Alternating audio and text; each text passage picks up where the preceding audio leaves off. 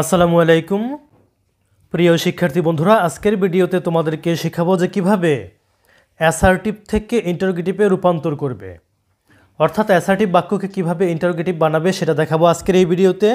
একেবারে সহজ নিয়মগুলো আমি তোমাদেরকে দিব, আশা করি যে তোমরা সকলেই সহজে বুঝতে পারবে। তো চলো শুরু করা যাক। প্রথমত লক্ষ্য করো, এখানে রুল 1 বলা হয়েছে যে অক্সিলারি ভার্ব থাকলে তা প্রথমে বসে প্লাস অ্যান্টি প্লাস বাকি অংশ প্লাস প্রশ্নবোধক চিহ্ন। বাক্যের মধ্যে যদি কোনো অক্সিলারি ভার্ব থাকে সেটা প্রথমে বসাবে প্লাস অ্যান্টি প্লাস বাকি অংশ। তো এইখানে লক্ষ্য করো, এই যে প্রশ্নটি রয়েছে আমাদের এখানে যদি আমরা লক্ষ্য করি তাহলে দেখতে পাচ্ছি যে অক্সিলারি ভার্ব আছে ইজ, সেটা আমরা প্রথমে বসাইছি প্লাস এনটি যুক্ত করেছি নিয়ম অনুসারে, প্লাস বাকি অংশ বাকি রয়েছে হি এ স্টুডেন্ট, এইটুকু আমরা এখানে বসাই দিছি এবং শেষে প্রশ্নবোধক চিহ্ন দিয়েছি। তাহলে আমাদের উত্তরটা হয়েছে ইজেন্ট হি এ স্টুডেন্ট, এরকম। এখন কথা হচ্ছে, তোমরা যদি অক্সিলারি ভার্ব না চেনো তাহলে তাদের জন্য আমি তোমাদেরকে অক্সিলারি ভার্বগুলো এখানে দেখিয়ে দিচ্ছি, তোমরা জাস্ট মুখস্থ করে নিবে একটু। কারণ তোমরা যদি অক্সিলারি ভার্বগুলাই না চেনো তাহলে তোমরা প্রথমে অক্সিলারি ভার্বগুলো বসাবে কিভাবে। এই যে এখানে অক্সিলারি ভার্বগুলো দেওয়া আছে, খেয়াল করো, এই অক্সিলারি ভার্বগুলো তোমরা মুখস্থ করে রাখবে। তো এইগুলো সবগুলোর সাথে এনটি যুক্ত করা যায় শুধুমাত্র এই চারটা বাদে। এই যে এখানে চারটা দেখতে পারতেছো, এই চারটা হচ্ছে ভিন্ন রকম হয়ে যায়, মানে এম নট সমান সংক্ষেপে হয় এইন্ট অথবা আর এন, শ্যাল নট সমান শ্যান্ট, উইল নট সমান ওন্ট, ক্যান নট সমান ক্যান্ট, এরকম হয়ে যায়। তাই এই সেটটা আলাদাভাবে একটু দেখে রাখবে। তো এবার দ্বিতীয় নিয়মটি লক্ষ্য করো, এখানে বলা হয়েছে যে অক্সিলারি ভার্ব না থাকলে সেক্ষেত্রে মূল ভার্বের সাথে এসিএস যুক্ত থাকলে ডাজেন্ট অথবা ইডি যুক্ত থাকলে অথবা পাস্ট টেন্সের হলে ডিডেন্ট হবে, সবার শুরুতে ডিডেন্ট লিখতে হবে এবং অন্যান্য ক্ষেত্রে ডোন্ট প্লাস বাকি অংশ।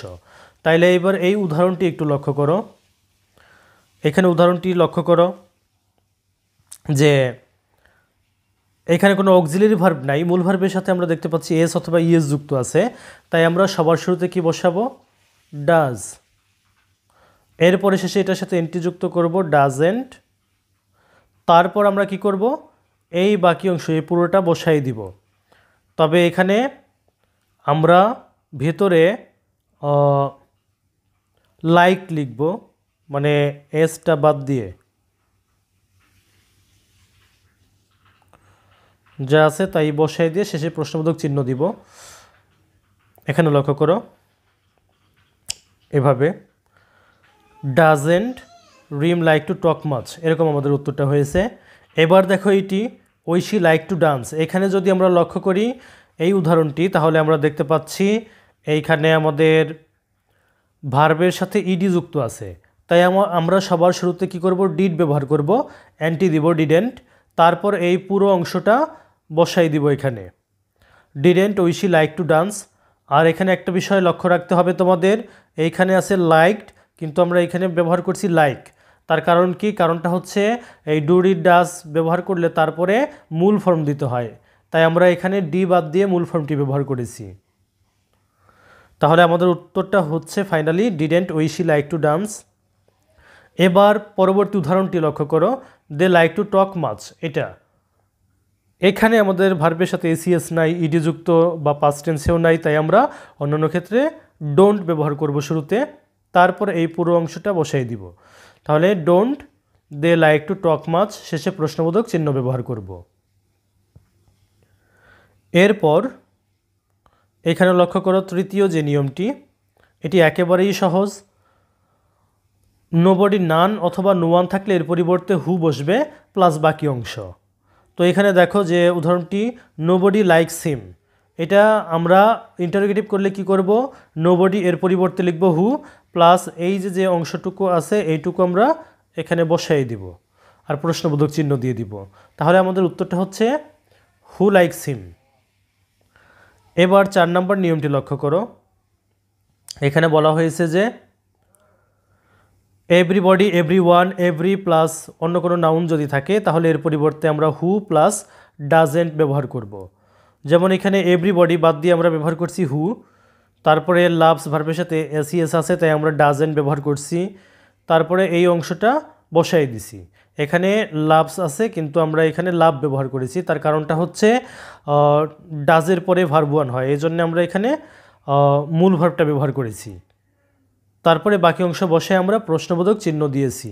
তাহলে আমাদের উত্তরটা হলো হু ডাজেন্ট লাভ ফ্লাওয়ার্স। এরপর 5 নম্বরের এই নিয়মটি লক্ষ্য করো। বলা হয়েছে যে দেয়ার ইজ নো অথবা ইট ইজ নো থাকলে এর পরিবর্তে ইজ দেয়ার অ্যানি হবে, প্লাস বাকি অংশ বসবে। যেমন এখানে উদাহরণটি লক্ষ্য করো, there is no use of this law. তাহলে এটা ইন্টারোগেটিভ করলে আমরা কি লিখব? দেয়ার ইজ নো এর পরিবর্তে লিখব হচ্ছে ইজ দেয়ার অ্যানি। তারপরে এই অংশটা এখানে বসাই দিয়ে আমরা প্রশ্নবোধক চিহ্ন দিব। তাহলে আমাদের উত্তরটা হচ্ছে is there any use of this law, এরকমভাবে হবে। পরবর্তী উদাহরণটা দেখো যে there is no man stronger than Kabir. তাহলে আমরা এখানে দেয়ার ইজ নো এইটুকু বাদ দিয়ে লিখব হচ্ছে is there any. There is no এর পরিবর্তে ইজ দেয়ার অ্যানি প্লাস বাকি অংশ এখানে বসাই দিয়ে আমরা প্রশ্নবোধক চিহ্ন দিব। তাহলে আমাদের উত্তরটা হলো finally is there any man stronger than Kabir.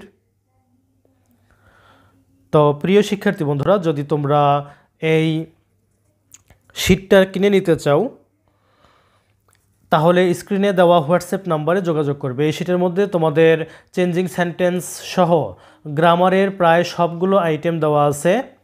Tag question, suffix, prefix, connectors, right forms of verbs, তারপরে পাংচুয়েশন, ক্যাপিটালাইজেশন, এক কথায় তোমাদের একটা প্যাকেজ বলতে পারো।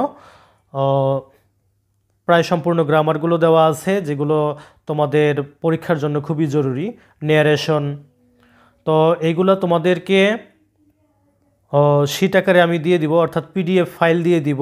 যদি তোমরা নিতে চাও তাহলে হোয়াটসঅ্যাপ নাম্বারে যোগাযোগ করবে, স্ক্রিনে আমি নাম্বারটি দিয়ে দিচ্ছি।